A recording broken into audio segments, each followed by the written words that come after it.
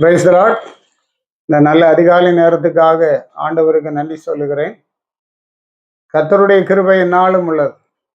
ஆண்டவருடைய பிள்ளைகளாகிய நாம் ஆண்டவருடைய கிருபையை தான் நம்பி வாழ்ந்து வருகிறோம்.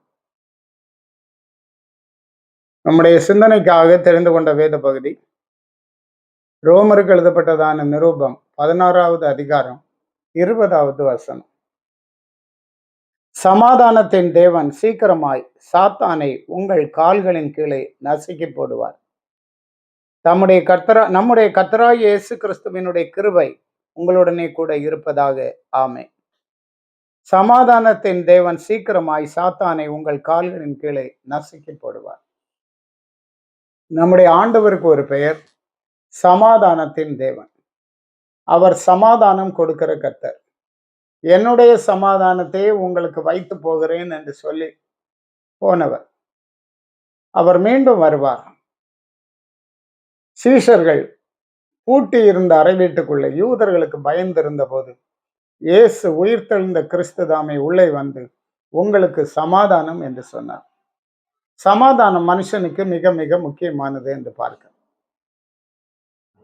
ஆகவே அந்த சமாதானத்தை நாம் எங்கிருந்து பெற்றுக்கொள்ளலாம் என்று மனுஷன் இந்த உலகத்துல பல இடங்களுக்கு அலைந்து தெரிந்து ஏதோ சமாதானம் கிடைத்ததாக எண்ணிக்கொள்ளுகிறான். ஆனாலும் அதுவும் கொஞ்ச நேரம் பிற்பாடு மிகுந்த சமாதானக்கேடு அவனுக்கு உண்டாகி விடுகிறது. ஆனால் நீங்கள் இயேசு கிறிஸ்துவனிடத்திலே வரும்போது மெய்யான சமாதானத்தை அவர் நமக்காக வைக்கிறார். அவர் சாத்தானை நம்முடைய காலின் கீழிலே நசுக்கி போடுகிற தேவன். ஆம், சமாதானத்தை கெடுக்கிற சாத்தானை நம்முடைய காலின் கீழிலே நசுக்கி போடுகிற ஆண்டவராக இருக்கிறார்.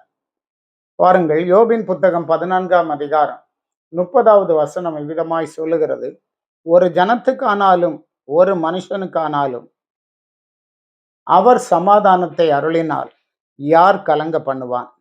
அவர் தமது முகத்தை மறைத்தால் அவரை காண்கிறவன் யார்? ஒரு ஜனத்துக்கு ஆனாலும் சரி, ஒரு மனுஷனுக்கு ஆனாலும் சரி, அவர் சமாதானத்தை அருளினால் யார் கலங்க பண்ணுவான்? இப்ப தேவன் சமாதானத்தை கொடுக்கிறவர், சமாதானத்தை நமக்கு அருளி செய்கிறவர். அவரிடத்திலே நாம் சமாதானத்தை பெற்றுக் கொள்ளுகிறவர்களாக இருக்க வேண்டும். தேவன் நமக்கு சமாதானத்தை கொடுப்பாரே ஆனால் ஒருவனும் நம்மை கலங்க பண்ண முடியாது.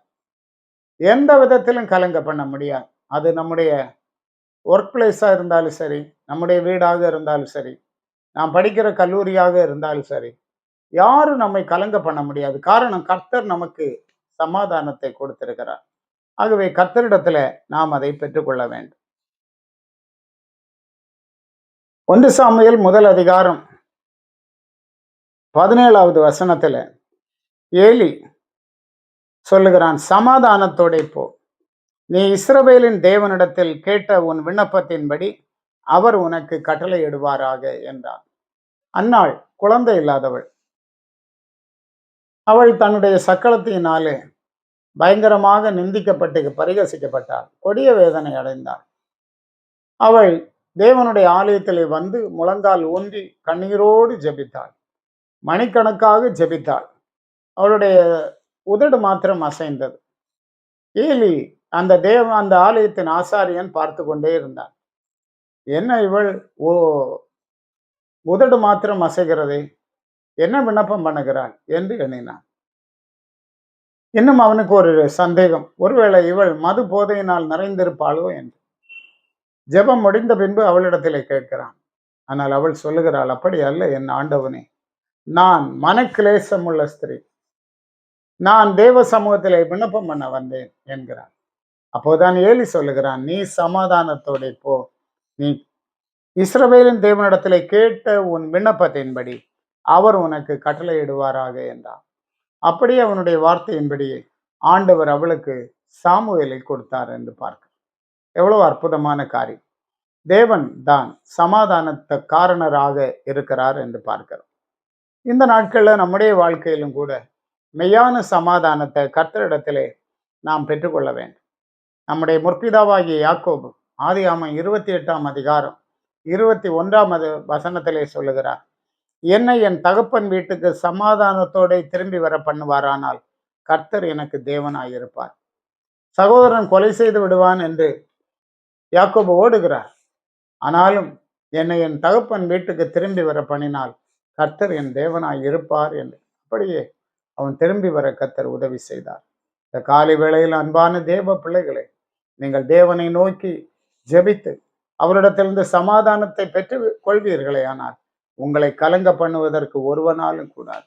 விசுவாசமாயிருப்போம், சமாதானம் உள்ளவர்களாய் வாழுவோம், ஆண்டவருடைய சித்தத்தை செய்வோம். கர்த்தர் உங்களை ஆசீர்வதிப்பாராக. ஜெபிப்போம். நல்ல தேவனே, கிருபை உள்ளவரே, உம்மை நாங்கள் துதிக்கிறோம். உம்முடைய அன்புக்காகவும் தயவுக்காகவும் உம்முடைய ஆசீர்வாதங்களுக்காகவும் நன்றி சொல்லுகிறோம். உம்முடைய பிள்ளைகளை கர்த்தர் ஆசீர்வதியும். மெய்யான சமாதானத்தை கொடும். குடும்பங்கள் சமாதானத்தோடு காணப்படட்டும். தேசம் சமாதானத்தோடு இருக்கட்டும். ஆசீர்வதியும். இயேசுவின் மூலம் கேட்கிறோம் பிதாவே. ஆமேன். ஆமேன். God bless you.